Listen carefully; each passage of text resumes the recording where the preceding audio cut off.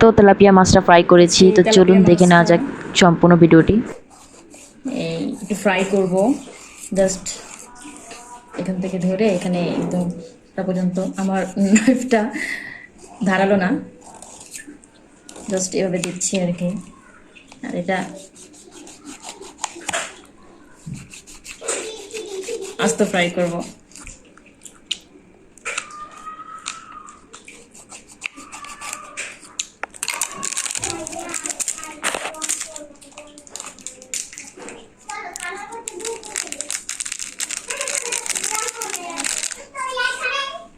আমি আজকে জাস্ট এই ম্যাজিক মশলাটা দিয়ে আমি একটু ফ্রাই করব, অন্য কিছু দেবো না। এটা জাস্ট আস্ত ফ্রাই করবো আজকে, ঠিক আছে?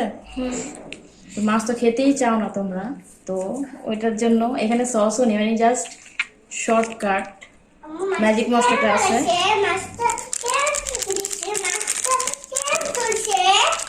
এই তোমার বাড়ির যে কাজ করে হানান দাদা, উনি তুলছে না, এটা ধরেছে, মাছ ধরার ভিডিও অনেক করেছি। তো এই যে আস্ত বড় মাছটা জাস্ট এখানে আপনারা টক দই দিতে পারেন। আজকে কোনো টক দই সস কিচ্ছুই দিব না, জাস্ট আমি ম্যাজিক মশলাটা দিয়ে খাবো।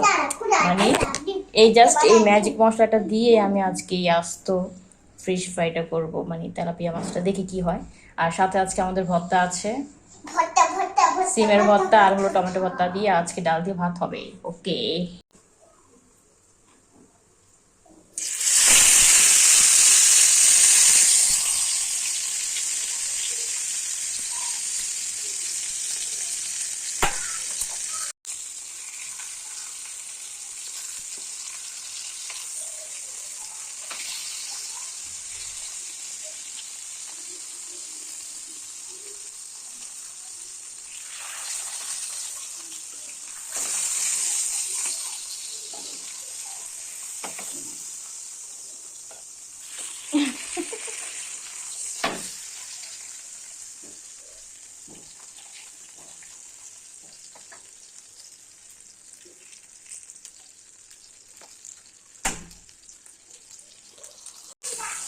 তো মাছটা আমার প্রায় ভাজা শেষ।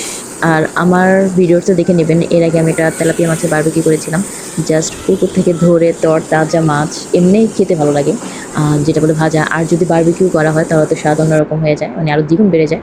আর সেই বারবিকিউ রেসিপিটা বা আমি যে মাছের করেছিলাম সেটা দিয়েছি। আপনারা যদি রিকোয়েস্ট করেন দেন আমি আবার একটা তেলাপিয়া মাছের বারবিকিউ রেসিপি আপনাদের মাঝে নিয়ে আসবো।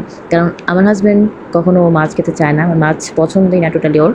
তো ওই দিন আমি ফার্স্ট টাইম ওকে মাছটা করে দিয়েছিলাম। তো ও মাশাআল্লাহ সম্পূর্ণ মাছটা খেয়েছে। তেলাপিয়া মাছটা একটু গন্ধ করে অন্যান্য সব মাছের থেকে, কিন্তু তেলাপিয়া মাছটাকে যদি আপনি ভালো করে ম্যারিনেট করে বিভিন্ন মশলা দিয়ে ভাজেন তো খেতে ভালো লাগবে। তো আমার মেয়ে তো তেমন একটা মাছ খায় না, তো মেয়েও দিন খায়নি, বাট ছেলের জন্য করেছিলাম। জাস্ট এই ম্যাজিক মশলাটা দিয়ে আমি মাছটা ভেজেছিলাম, অন্য হলুদ মরিচ আমি কিছু দিইনি। তো এতে মাশাআল্লাহ টেস্টটা অনেক মজা হয়েছিল, আলহামদুলিল্লাহ। তো আপনারা ট্রাই করতে পারেন যে যারা মাছটা খেতে চায় না। তো ওদিন জাস্ট এই ফিশ ফ্রাইটা এবং সাথে ডাল ছিল আমার দুপুরে, আর ছিল হলো টমেটো সিমের ভর্তা আর আলু ভর্তা। এটা আমার দিয়ে চলেছিল আর কি, ওই দিন আমার দুপুরের আয়োজন ছিল এটা।